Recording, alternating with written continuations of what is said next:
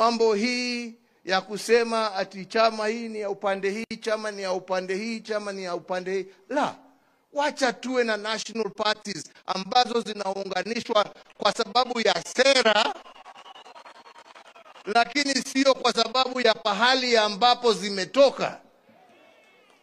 Hakuna sababu ya nyinyi kama wanajubilee kuchagua mtu kutoka kila kona yeyote ya Kenya.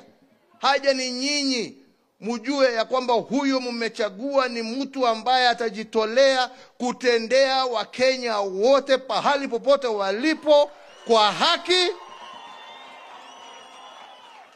bila kupora na bila kutenga mtu yeyote.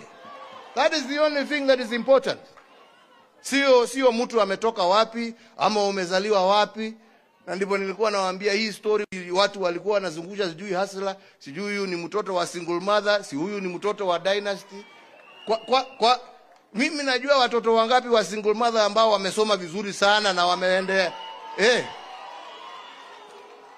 Lakini kusema ati wewe sababu wewe umezaliwa na single mother, hiyo ndio qualification yako ya kuchaguliwa. Hapana, njoo uambie Wakenya ni nini utawafanyia. Pahali popote umezaliwa, haja ni nini unawafanyia. Anyway, hapana.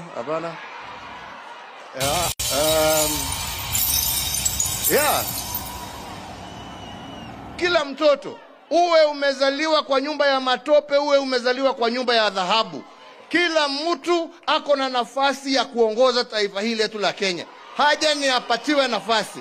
Na tunataka sisi iwe chama chetu cha Jubilee ndicho chitapatia Wakenya wote bila kubagua nafasi ya uongozi katika taifa letu la Kenya. Na hiyo ndio lengo letu. Na hiyo ndio nimesema, na nitahakikisha mimi nimesimamia hiyo process mpaka mwisho. Na ndio zile shida